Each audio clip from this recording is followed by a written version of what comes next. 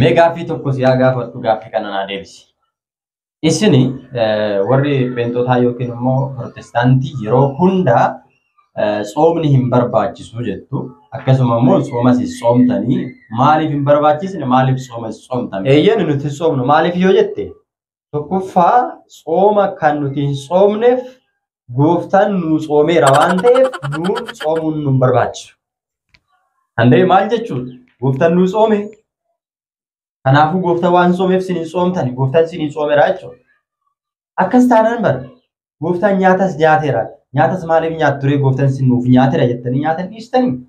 Nyaata nyaachuu fi sooma soomuun garaagarummaa qaba.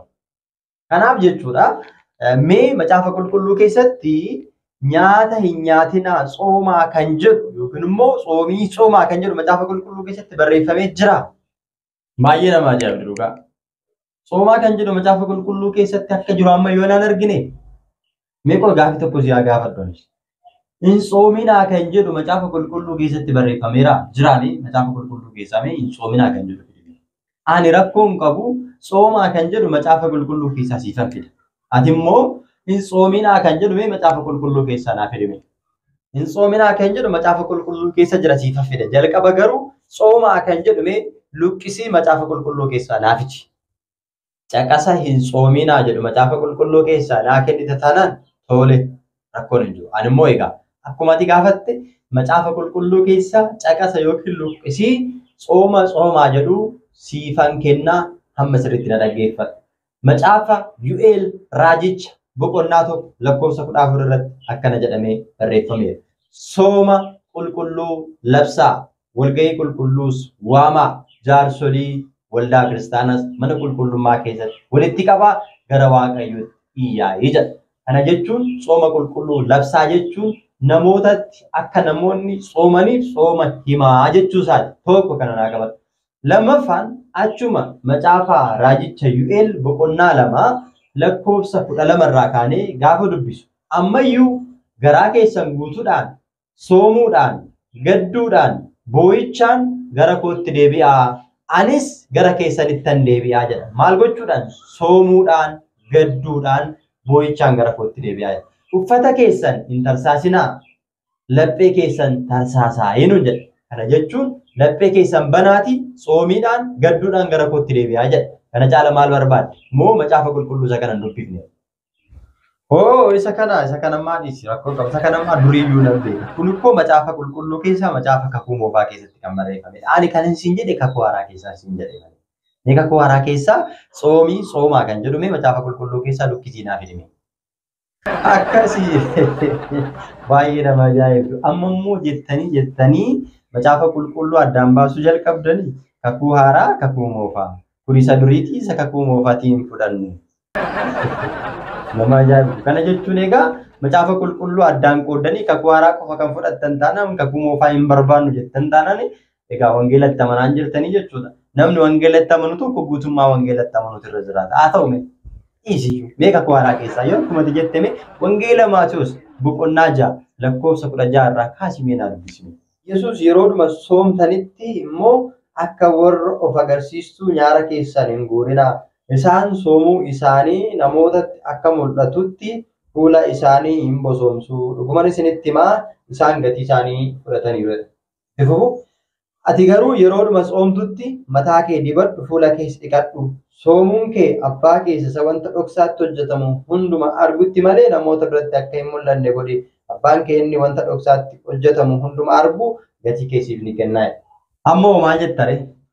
Moo kutaa macaafa qulqulluu kakuu haaraa keessaa moo wangeela Maatiyositti namanu jetta?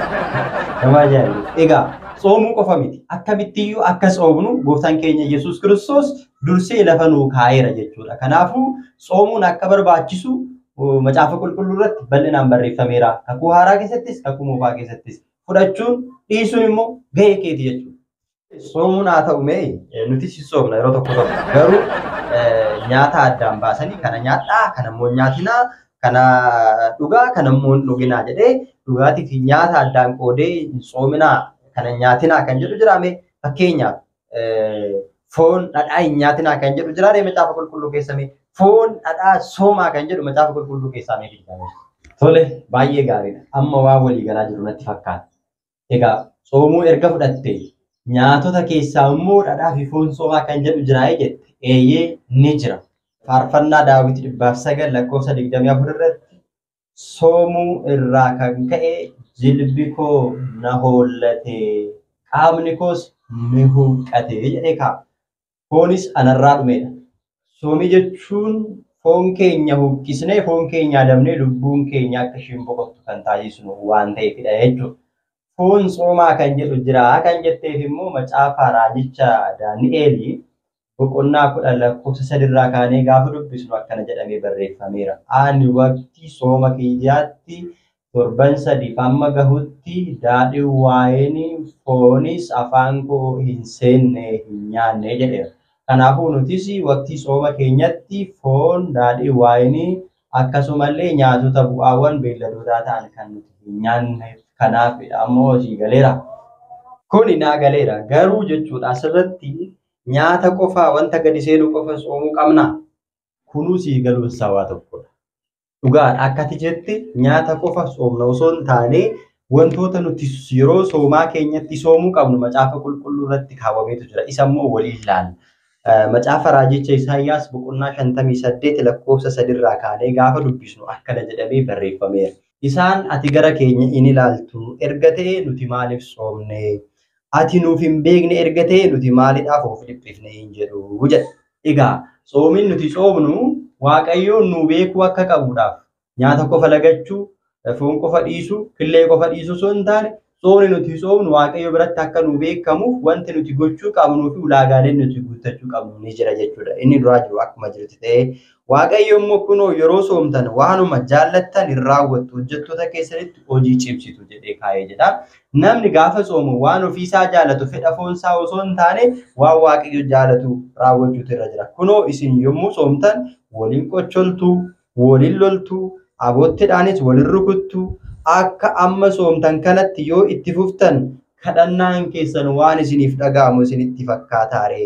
Soomiin ani fo'adhe amma egaa soomni nuti soomuu qabnu kan akkamitti kan jedhu soomiin ani fo'adhe warra firdii jallaadhaan hidhaman hiikuu, hudhaa waanjoo itti furuu, warra cunqurfaman bilisa baasuu, waanjoo hundumaas isaan irraa caccabsuudha mitiiree. Biddeena keessan warra beela'aniif hiyyeessaa olii gadi jooruuf iddoo bultii hin qabneef isa qullaa taa'e yommuu argitan isa daara baasuu. Warra aanti keessan ta'etti dugda gatuu dhiisuudha. Yoo kana hunduma gootan ifni keessan akka ifa biiftuu ganamaa isiniif bahaa. Madaan keessanis dafee isiniif fayyaa. Qajeelummaa keessan isin dura ni adeemaa. Ulfinni koos isin booddadhaan sin eegaa jedhee kaa'eera jechuudha. Kanaafuu yeroo soomnu nyaata qofa lagachuu osoo hin taane warra gargaaramuudhaa qaban hiyyeessa gargaaruu, hojjetaa ofiitti hojii cimsuu dhiisuu, wal qocholuu, wal aboottiidhaan wal rukutuu dhiisuu, wal hamachuu dhiisuu, afaan ofiitiin namaa dubbachuu dhiisuu, ija ofiitiin namaa ilaaluu dhiisuu, luka ofiitiin bakka hamaa deemuu dhiisuu, arraba ofiitiin namaa dubbachuu dhiisuu. Kanaaf wantoota kana hunduma yoo guunnee argamne Waaqayyoon waan nuti barbaannu kadhannaa keenyas nu dhagaa jechuudha. Ifa miti. Kanaafuu soomin nuti soomuu qabnu akkaataa kanaan kan soomuu qabnu jechuudha. Kana gaafa jennu hundumtuu akkanatti sooma jechuu osoo hin ta'in seera kana guunnee soomuu qabna.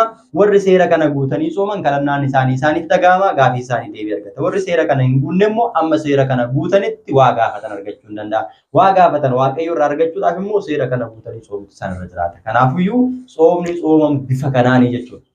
Jalqaba macaafa qulqulluu keessa soomii kan jedhu jira jettee na gaafatteef kinooti macaafa qulqulluu keessa soomii kan jedhu akka jiru si kaa'eera. Ani immoo gaafii gaafadheen ture. Hin soomiin kan jedhu macaafa qulqulluu keessa jira isiin jedheen ture jira naan jette mee naaf hidhika. Wangeela Maatiyoosi boqonnaa 15 lakkoofsa 11 irratti wanti afaan namaa lixu xuraawaa nama godhu wanta afaan namaa keessaa boodu xuraawaa nama godha. Kanaafuu arraba keenya waan dubbannutu xuraawaa nama godha. Soomuu kan qabnu afaan keenya dubbii keenya waan dubbannu soomuu qabna malee nyaata soomuu hin qabnu. Kanaafidha jechuudha. Kan nuti nyaata soomuu hin qabnu jennu jechuudha. Nyaata ammaa soomuu hin qabnu kan jettu yoo ta'e wantoonni amma dubbisaa turre soomii nuti soomnu akkamitti akka soomnuu fi maal akka soomuu qabnu wantoonni dubbisaa turre macaafa qulqulluu keessatti inni barreeffame kan tuuraa jechaa jirta yookiin immoo hin fudhadhu jechaa jirta. Kun si jala wal si jala faalleessa jechuudha. Yoo akkasittiyyuu nyaata soomuu hin qabnu wanta afaan namaa lixu xuraawaa nama godhu wanta afaan namaa keessa buutu xuraawaa nama godhaa. Wannuma argine fuunee afaan keenyatti yoo galchine rakkoon qabu xuraawaa nama godhu kan jettu yoo ta'e Hewaanii fi Addaam maaltu xureesse? wanta isaan nyaatan miti moo wanta afaan isaanii keessaa ba'e kan isaan xuraa isaan godhee waggaa 5,500 garbummaa diiyaabiloosiin akka isaan jiraatan kan isaan taasise. Baala isa balasii sana hin nyaatinaa jedhee Waaqayyo isa abboome sana nyaannan miti kan isaan xuraa'an, kan isaan gannata keessaa ari'aman, kan isaan garbummaa diiyaabiloos jalatti kufan. Akkamitti wanti afaan namaa seenu xuraawaa nama hin godhu jedha. Ta'us wangeelli lammaatti dubbatte kuni kan inni dubbatamee fi soomaaf osoo hin ta'in waqtii sanitti yookiin yeroo sanitti waan dubbatameef qaba. Guutummaa wangeelichaa yoo dubbisne deebii argachuu dandeenya. Kana jechuun waa'ee harka dhiqannaatiin wal qabateeti. Asirratti wangeela kanarratti gaafa dubbisnu bartoonni gooftaa yeroo isa wajjin deeman osoo harka hin dhiqatin asheeta nyaatanii guurratanii sukkuummatanii. Kanaaf Yihuudoonni irratti kaanii maal jedhan bartoonni kee maaliif seera abbaan keenya nuu kaa'ee cabsu osoo harka hin dhiqatin maaliif nyaatu jennaan gooftaan maal jedheen osoo hin dhiqatin yoo nyaatan rakkoo hin qabu wanta afaan namaa seenu xuraawaa nama hin godhu wanta afaan namaa keessaa butu xuraawaa nama godha kan inni jedhee fi harka dhiqachuu dhiisuun xuraawaa nama hin godhudha kan inni jedhe. Mi'a tumtiyyuu dubbisnee wangeela sana guutummaa isaa. Tole wangeela Maatiyoosi boqonnaa 15 irraa kee yaa dubbisu. Yesus namoota ofitti waamee dubbii koo dhaga'aa hubadhaas wanti afaan namaa litu xuraawaa nama hin godhu wanti afaan namaa keessaa ba'u garuu xuraawaa nama godhaa isaanii jedhee jedha. Yommus bartoonni isaa gara isaa dhufanii warri Fariisotaa dubbii ati jette yommuu dhaga'an gufachuu isaanii beektettaa jedhanii isa gaafataniidha. Yesus immoo deebisee biqiltuun abbaan koo inni waaqa irraa hin dhaabin hundinuu ni buqqaa jedheenidha. Waa'ee isaanii isaan jaamota akka isaanitti karaa agarsiisuu hin danda'anii. Namni jaamaa akka isaatti karaa yoo agarsiise lachuu wal fudhatanii boolla keessa hin buusaanii jedhee. Phexros garuu deebisee fakkeenya nuufiiki jedheeni jedhe. Yesus immoo deebisee isinimtuu amma hammaatti hin hubattanii ittiin jedhee. Wanti afaan namaa litu hundinuu mar'imaanitti darbee bakkeetti akka bahu hin qalbeeffanneere. Dubbiin afaan keessaa bahu garuu yaada garaa namaa keessaa dhufa isatti xuraawaa nama godha. Wanta hamaan hundinuu yaada garaa keessaa bahu isaanis nama ajjechaa, ijjummaa, halalummaa, hanna, sobaan dhugaa bahuu, nama salphisuu isaan kanatu xuraawaa nama godha malee harka dhiqachuudhaan osoo of hin qulqulleessin nyaachuun xuraawaa nama hin godhu jedhee. Jechi kun kan dubbatameef soominaa jechuudhaaf osoo hin ta'in kan inni dubbatameef gaafii yeroo sana gaafatameef deebisuudhaaf. Nuufis immoo har'a wanti afaan namaa seenu xuraawaa nama hin godhu yoo jenne zim jennee callisneetuma waan nyaatamuu hin qabne yoo nyaanne xuraawaa hin godhu hin godha. Maaliif hin goone yoo jettan fakkeenyaaf fardeen nyaatamu, harreen hin nyaatamtu, wantoonni garaagaraa wantoonni hin nyaatamne yoo nyaanne xuraawaa nu gochuu danda'an dhukkubsuu danda'a. Kanaaf nuti kan beekuu qabnu jechichi kan dubbatamee fi jecha soomiidhaaf dubbatame osoo hin ta'in gaafii yeroo sana Yihuudoonni gaafataniif deebiidha. Sirriidha gaafichi yeroo sanaaf deebi'eefira jechuudha. Nuufis immoo haadha nu fayyada. Wanti afaan namaa keessaa bahu sirriidha xuraawaa nama godha. Kanaafuu maal gochuu qabna? Isa soomuu qabna, nyaata soomuu qabna jechuudha. Nyaata qofa osoo hin taane wanta afaan keenya keessaa bahu, wanta ija keenyaan arginu, wanta gurra keenyaan dhageenyu, bakka deemnu hundarraa maal gochuu qabna? Soomuu qabna waan ta'eefiyyuu waa'ee soomii sirriitti sii galeera jedhee yaada. Yoo sii galuu baate yeroo biraa haala addaatiin itti deebinee hubachuu hin dandeenya. Galatoomii.